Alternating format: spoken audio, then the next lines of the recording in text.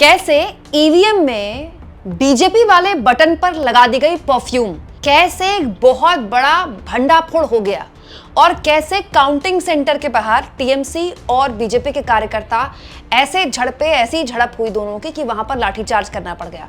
दोस्तों, इस एक वीडियो में कम से कम 3-4 अलग अलग वीडियोस की जानकारी मैं आपको देने वाली हूं, इसलिए मेरी आपसे रिक्वेस्ट है कि वीडियो आखिर तक जरूर देखिएगा। दोस्तों, सबसे बड़ी और अहम जानकारी तो आप जानते ही हैं, मैं आपको बता चुकी हूं आज सुबह ही कि पश्चिम बंगाल के विधानसभा चुनाव को लेकर सभी सीटों के नतीजे 4 मई को आ जाएंगे, एक को छोड़कर फाल्टा, क्योंकि फाल्टा विधानसभा में रीपोलिंग होगी। ये जानकारी कल चुनाव आयोग ने दी है, लेकिन इसे लेकर एक बहुत ही बड़ी और विस्फोटक और जानकारी निकल कर आई है कि बीजेपी का जो ईवीएम में जो बीजेपी का चिन्ह होता है ना, जहां पर बीजेपी के कैंडिडेट का नाम होता है, और जो बटन होता है जहां पर बीजेपी के बटन को दबाना होता है, वहां परफ्यूम लगाई गई। जी हां, परफ्यूम लगाकर कैसे एक एक वोट को चेक करके ईवीएम को पूरी तरह से आप कह सकते हैं रिग कर किया गया, ये मैं आपको बताने वाली हूं। और ऐसा पहले कभी किसी भी राज्य के चुनाव में सुनने को नहीं मिला होगा। सब कुछ तफसील से बताऊंगी, लेकिन उससे पहले एक बड़ी जानकारी आपको बता दूं दोस्तों, कल जब वोटिंग होनी है उससे पहले आज सुबह एक बड़ी जानकारी निकल कर आई है दोस्तों कि बंगाल में उत्तर 24 परगना के विद्यानगर में मतगणना केंद्र के बाहर जहां पर काउंटिंग होनी है, वहां पर तृणमूल कांग्रेस और बीजेपी के कार्यकर्ताओं के बीच झड़प हो गई। पुलिस के अनुसार स्ट्रांग रूम के सामने दोनों दलों के कार्यकर्ताओं के बीच कहासुनी हुई, उसके बाद विवाद पैदा हो गया, यहां पर नारेबाजी शुरू हो गई, खूब नारेबाजी हुई दोनों तरफ से। उसके बाद झड़प में तब्दील हो गई, यहां पर केंद्रीय बलों को आना पड़ा, पुलिस ने मौके पर पहुंचकर सबको तितर-बितर किया और उसके बाद बैरिकेड्स लगा दिए गए। और यहां पर सुनने में आया है कि पुलिस को हल्का लाठीचार्ज भी करना पड़ा ताकि दोनों ही कार्यकर्ताओं को यहां पर हटाया जाए। दोस्तों, बीजेपी समर्थक सुधानिधि बंदोपाध्याय ने यह वीडियो शेयर की है जिसमें उनका दावा है कि टेंट को लेकर टीएमसी और बीजेपी कार्यकर्ताओं में झड़प हुई। उत्तर 24 परगना के अलावा भी कुछ जगहों से ऐसी खबरें पिछले 2-3 दिन से लगातार आ रही हैं। इसको लेकर लगातार जानकारियां मैं आपके सामने रख रही हूं, लेकिन अब दोस्तों मैं इसी वीडियो में एक और नई जानकारी आपको देती हूं। वो ये है कि जो फाल्टा विधानसभा जहां पर रीपोलिंग होगी अब, उसको लेकर एक बहुत ही हैरान करने वाला दावा किया जा रहा है। और ये केवल दावा नहीं है कि रिपोर्ट है। दोस्तों, होता क्या है, जब कहीं पर रीपोलिंग हुई है तो चुनाव आयोग अपने ऑब्जर्वर से रिपोर्ट लेगा ना कि आप रिपोर्ट दीजिए कि क्या हुआ वहां, कि रीपोलिंग कराई जा रही है पूरी विधानसभा में। एक विधानसभा में कई बूथ होते हैं, सारे बूथों पर दोबारा से रीपोलिंग हो रही है। इससे पहले 2 विधानसभा के कई बूथों पर रीपोलिंग हो चुकी है, परसों ये हुआ है। अब आप पूरी विधानसभा में दोबारा से रीपोलिंग कराएंगे तो ऑब्जर्वर, जो कि चुनाव आयोग का आंख और कान होते हैं, उनकी तरफ से एक रिपोर्ट दी गई है।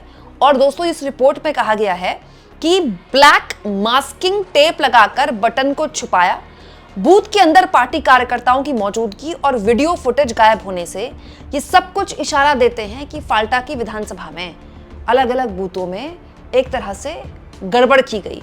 और सबसे हैरान करने वाला जानते हैं इसमें दावा किया है? ये देखिए, ये पॉइंट्स हैं, ये जो आपको रिपोर्ट दिखाई दे रही है ना, ये ईसी की रिपोर्ट है, मतलब चुनाव आयोग की रिपोर्ट जो सौंपी गई चुनाव आयोग को ऑब्जर्वर द्वारा।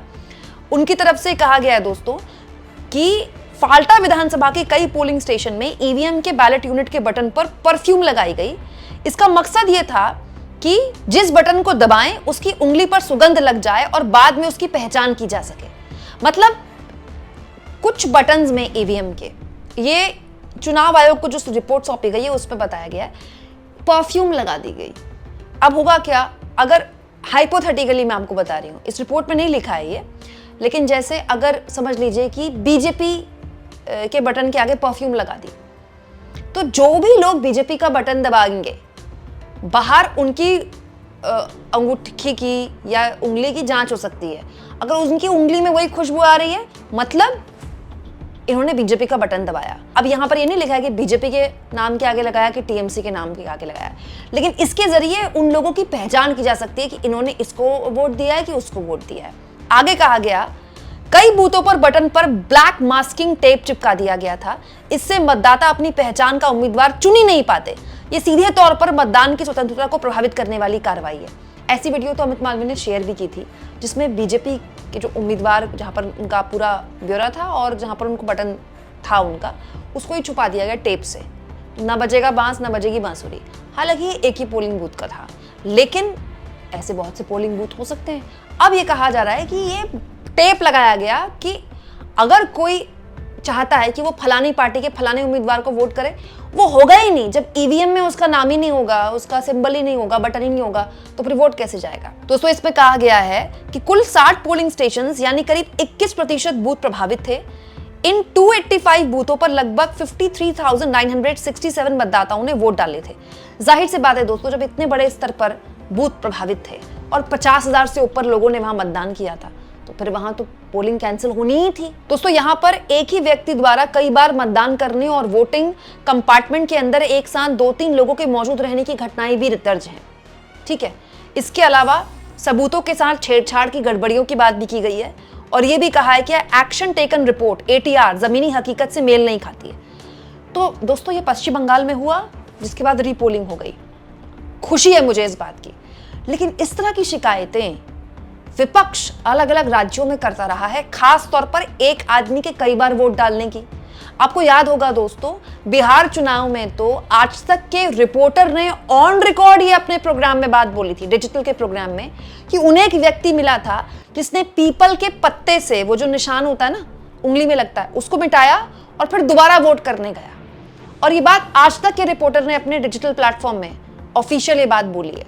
तो ये शिकायतें तो विपक्ष के लोग भी करते रहे हैं कि एक आदमी 2-3 जगह वोट डाल रहा है, जहां पर वोटिंग हो रही है वहां पर 2-3 लोगों की एंट्री हो रही है। जहां पर आप वोट करते हैं ना, वहां केवल आप होते हैं, जब आप निकलते हैं फिर दूसरा जाता है, इसीलिए इतना स्लो होता है ना, लाइन इतनी लंबी लगती है क्योंकि एक एक करके नंबर आता है। तो ये तो विपक्ष वाले भी कहते हैं कि शाम को जब वोटिंग खत्म होने वाली होती है तब तक वहां भीड़ लग जाती है।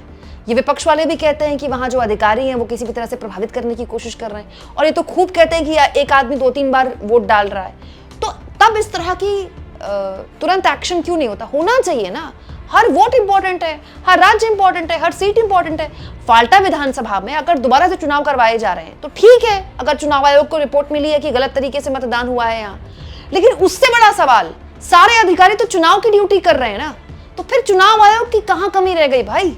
दोस्तों अब रिपोर्ट में प्रिसाइडिंग ऑफिसर्स, रिटर्निंग ऑफिसर्स और जनरल ऑब्जर्वर्स की भूमिका पर भी सवाल उठाए गए हैं। ये जितने भी लोग इस काम को देख रहे थे, सबकी जिम्मेदारी बनती है और जिम्मेदारी तय होनी चाहिए, क्योंकि रीपोलिंग में सरकार का पैसा यानी कि टैक्स पेयर का पैसा खर्च होता है और लोगों के लिए कितना मुश्किल है। सोचिए, एक बार पहले आप लाइन में लग रहे हैं, तुरंत में तो नंबर भी नहीं आता। कई बार तो ग्रामीण एरियाज में 2-2, 3-3 घंटे लाइन में लगना पड़ता है, फिर आपको दोबारा लाइन में लगना पड़ रहा है। तो ये किसी भी हाल में ठीक नहीं है।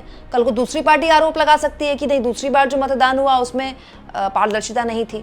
तो चुनाव आयोग इतनी तैयारी कर रहा है, इतने प्रबंध कर रहा है, इतनी वहां फोर्स है, आप इतने हफ्तों से तैयारी कर रहे हैं, और आपको पता है, आपको शिकायत है पहले से ही कि फाल्टा में ही सब कुछ होता है। बाकायदा वहां ऑब्जर्वर के तौर पर आप एक ऐसे अधिकारी को भेज रहे हैं जो रीले बना रहे हैं, बाकायदा उनकी रीलें बीजेपी वाले शेयर कर रहे हैं। एक IPS जो जहांगीर खान का नाम लेकर उनको एक तरह से ताकीद कर रहे हैं कि किसी भी तरह की कोई गड़बड़ करने की सोचे भी ना, नहीं तो उनका अच्छे से इलाज होगा। तो पॉइंट ये है कि उसके बावजूद भी अगर आपको रीपोलिंग करवानी पड़ रही है, उसके बावजूद भी कोई टेप लगा दे रहा है EVM में, परफ्यूम लगा दे रहा है चुनाव प्रभावित करने के लिए, तो ये अपने आप में चुनाव आयोग पर तो सवाल हर लिहाज से उठाता ही उठाता है।